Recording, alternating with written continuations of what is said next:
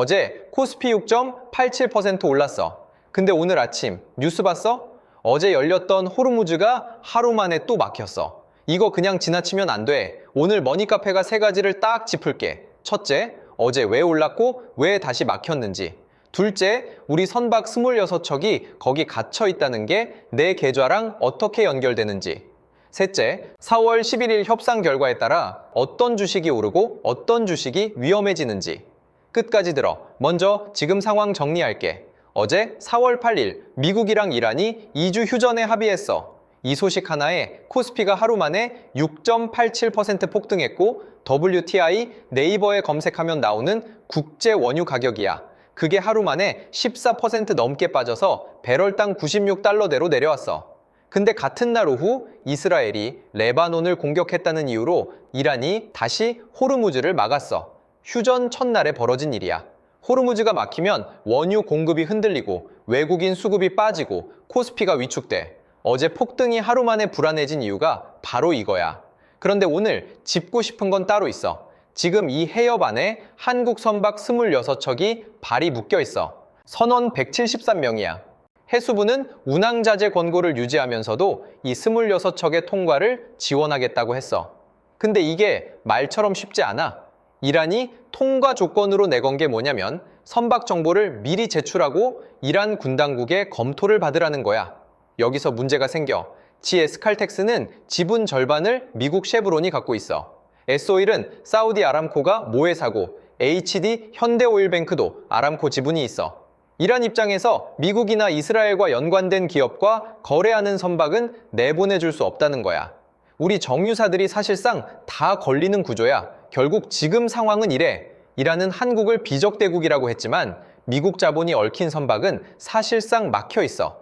정부는 이란과 1대1 협상 대신 국제 공조로 풀겠다는 입장이야. 해협에 묶인 선원 173명과 선박 26척은 4월 11일 협상 결과를 기다리는 수밖에 없는 상황이야. 여기서 시장이 보는 것도 똑같아. 이 26척이 풀리느냐 안 풀리느냐가 결국 4월 11일 협상 결과에 달려 있거든. 그래서 지금부터 그 협상 얘기를 해야 해. 미국 펜스 부통령이 이슬라마바드에서 이란 대표단을 처음으로 직접 만나는 자리야.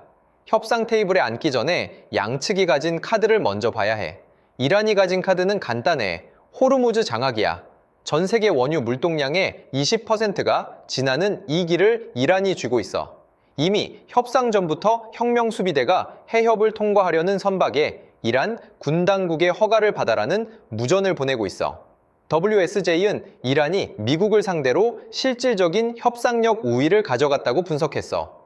이란 국가안보위원회는 대놓고 미국이 역사적 패배를 당했다고 선언했어. 미국이 원하는 건 두 가지야. 호르무즈 즉각 완전 개방, 이란 핵 농축 중단. 근데 이란이 요구하는 건 전쟁 배상금, 제재 전면 해제, 중동 내 미군 철수야. 전직 미국 국무부 전문가는 트럼프가 지금 얻을 수 있는 어떤 합의도 전쟁 전보다 나쁜 조건이라고 딱 잘라 말했어. 그래서 트럼프가 꺼낸 카드가 통행료야. 미국이랑 이란이 호르무즈 통행료를 같이 걷는 합작 사업을 검토하겠다고 했어. 이란은 전쟁으로 부서진 인프라 재건 비용을 통행료로 충당하고 미국은 이란에 직접 돈을 주는 것처럼 안 보이면서 합의를 끌어내는 구조야. 그러면 지금부터가 핵심이야.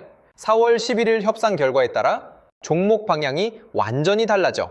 합의로 끝나면 수혜주는 정유주랑 반도체주야. 원유 수입 경로가 풀리면서 정유사 조달 비용이 내려가고 유가가 안정되면 외국인이 다시 들어오면서 코스피 전반이 받쳐줘. 반도체주는 그 흐름에 올라타는 구조야. 반대로 조선주랑 방산주는 조심해야 해. 우회 항로 수요가 줄고 전쟁 리스크 프리미엄이 한 번에 빠지거든. 결렬되면 반대야. 조선주는 봉쇄가 길어질수록 우회 발주 수혜가 이어지고 방산주는 중동 긴장이 유지되는 한 구조적으로 받쳐줘. 대신 정유주랑 반도체주는 원유 조달 비용 압박이 더 커져. 부분 합의로 애매하게 끝나면 지금처럼 뉴스 하나의 출렁이는 장세가 계속돼. 이게 가장 가능성 높은 시나리오야? 그럼 지금 여러분이 해야 할 게 뭐냐고. 4월 11일 결과 나오기 전까지는 섣불리 움직이지 않는 게 맞아. 협상 결과가 나오면 WTI 가격 하나만 봐. 네이버에 WTI 검색해. 배럴당 85달러 아래로 내려오면 호르무즈 안정화가 반영된 신호야. 100달러 위로 다시 올라가면 협상이 틀어졌다는 신호야. 요즘 올랐다가 내렸다가 뉴스 볼 때마다 계좌가 흔들리는 거 머니카페도 알아. 지금 시장이 어려운 건 여러분 판단이 틀린 게 아니야.